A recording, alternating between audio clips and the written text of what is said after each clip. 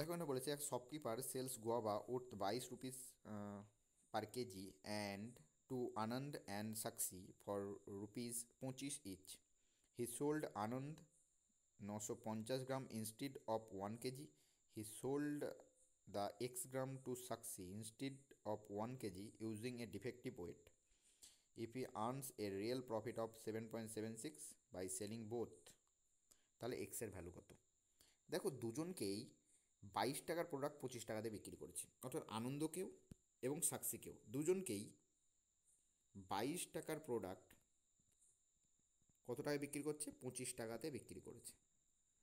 তাহলে দুজনের ক্ষেত্রে কত টাকা প্রফিট করবে? সে 3 টাকা করে প্রফিট করবে। দুজনের ক্ষেত্রে 3 টাকা প্রফিট করলে আরও 2 দিয়ে গুণ হয়ে যাবে, কত হয়ে যাবে? টোটাল সে 6 রুপিজের প্রফিট করে নেবে।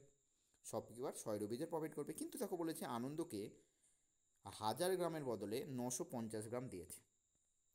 তাহলে আনন্দকে যখন আমি 1000 গ্রামের বদলে 950 গ্রাম দেবো না, তখন আমি দেখতে পাচ্ছি সেইখানে করে তার শপকিপারের 50 গ্রামের প্রফিট হচ্ছে। তাহলে 1000 গ্রাম কিনতে শপকিপার কত টাকা খরচ করেছিল? 22 টাকা খরচ করেছিল, ঠিক না?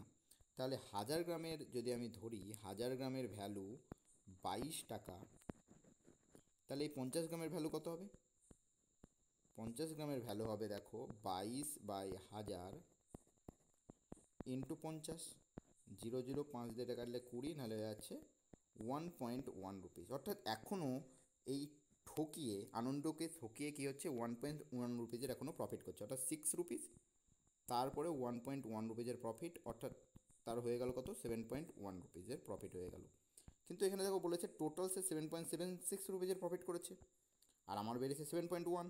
তাহলে 7.76 থেকে যদি 7.1কে আমি বাদ দিই, তাহলে আমাদের কত এখন বেঁচে থাকলো? 0.66। এবং এই যে এত রুপিজের প্রফিট করবে, এটা কাকে ঠকিয়ে? সাক্ষীকে ঠকিয়ে। তো সাক্ষীকে কী করেছে? 1000 গ্রামের বদলে এক্স গ্রাম প্রোডাক্ট দিয়েছে। সাক্ষীকে 1000 গ্রামের বদলে কত প্রোডাক্ট দিয়েছে? এক্স গ্রামের প্রোডাক্ট দিয়েছে। এই সাক্ষীকে যখন 1000 গ্রামের প্রোডাক্ট বদলে এক্স গ্রাম প্রোডাক্ট দিয়েছে, তো এখানে করে 1000 গ্রামের ভ্যালু তো সেই 22 টাকাই, শপকিপার তো সেই 22 টাকা দিয়ে কিনেছে। তাহলে 22 রুপিস দিয়ে সে 1000 গ্রামের প্রোডাক্ট কিনেছে। তাহলে 0.66 রুপিস দিয়ে কত কিনবে সেটা আমাকে বার করতে হবে। তো 0.66 রুপিস দিয়ে সে 1000/22 ইন্টু 0.66, দেখো পয়েন্ট তুললে এখানে করে 100 হয়ে যাবে। 22 দিয়ে 66 কাটলে 3, 2 জিরো কেটে গেলে কত হয়ে যাবে? 30 গ্রাম। অর্থাৎ সে 30 গ্রামের মতো কী করবে? প্রফিট করবে।